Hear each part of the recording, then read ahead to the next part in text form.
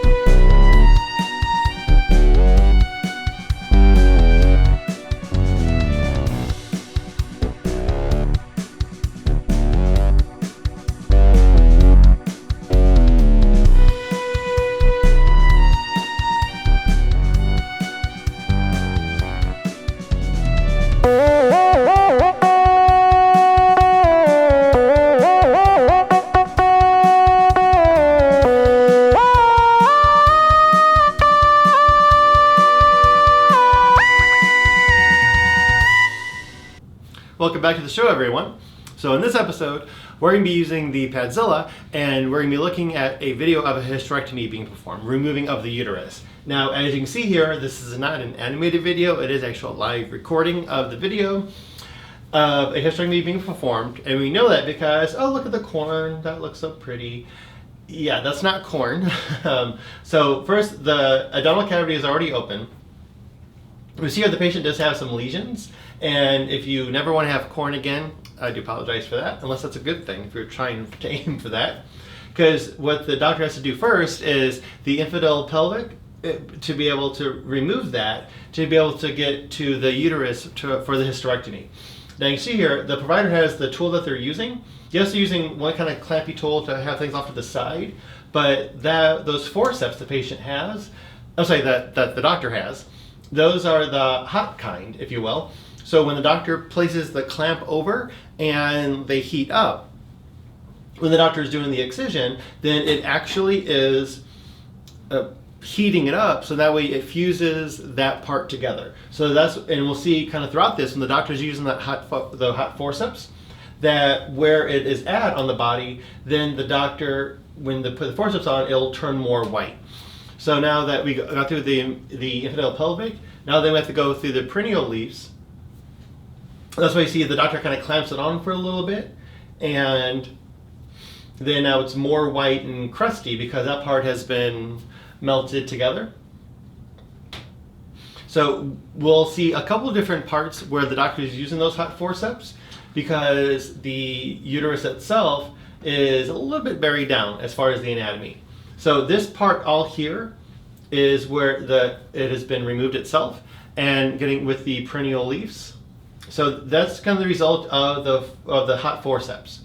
So the doctor, instead of just making the incision, because the doctor just takes a scalpel, for example, makes an incision, then you get bleeding everywhere. But with this procedure, though, the doctor could put the clamp in, and while it's being removed, the clamp is going down between the different, or in this case, whatever different organ it is, it makes that heat. So then that way that closes on itself, so that way then we have no bleeding, as a provider would, say, if they just took a simple scalpel out. Now then, getting to the perineal leaves on both sides, so then you simply have to just cut through and make that incisions in there. And then be able to access it and just be able to space it, then the doctor just have to remove the ovaries as well. So then again, we're just taking the hot forceps across. And you see here, as I was mentioning, that you can see kind of the white area growing more out, there we go, out from the forceps itself. So then that way, then when it goes all the way through and then the clamp cuts it, then how there's no bleeding there. So just nice, easier way to have the procedure done where there's less cleanup, if you will, from any possible blood. So then you have the little tweezers that are holding the body parts and be able to clamp it around. And now then we have the IP ligament that the provider is removing. So we sell the IP ligament off to the side. And again, just a little bit more clamps down on itself. So then that way we'd be able to separate eventually then the uterus from the patient's body for the hysterectomy. There we go. And there's the IP ligament that we have to remove as well.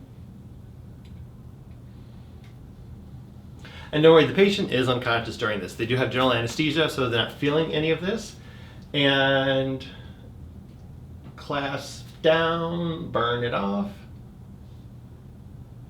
You can see that right in there, and it's getting a little bit more white as the forceps go down.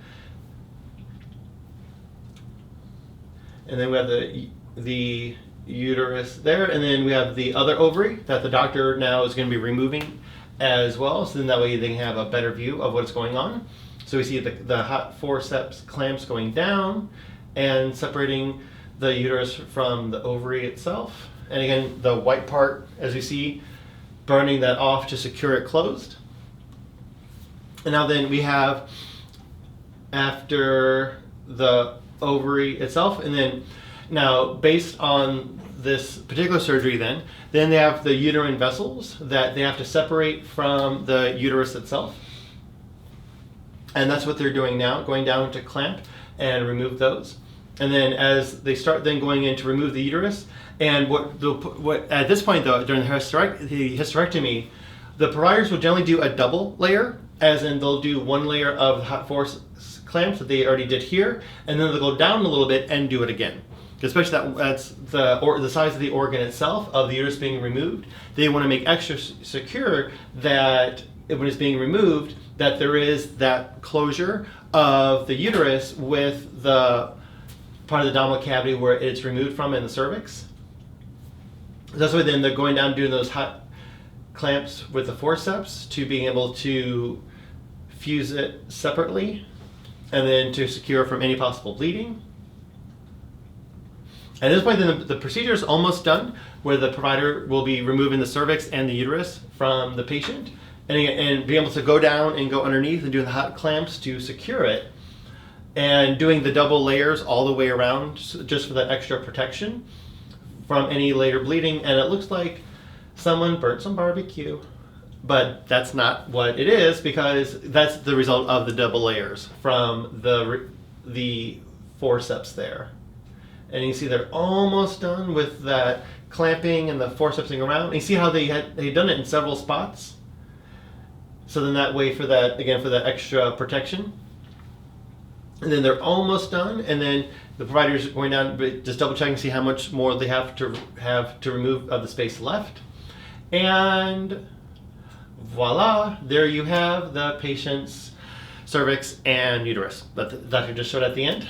So that is how you perform a hysterectomy by excision. So not laparoscopic, as we saw, because the patient had the abdominal area cut open. And I hope that wasn't too gruesome for you.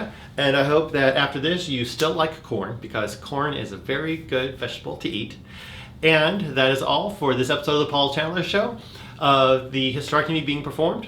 So for all the cast and crew here at the show, we do thank you for watching, and have an awesome rest of your day.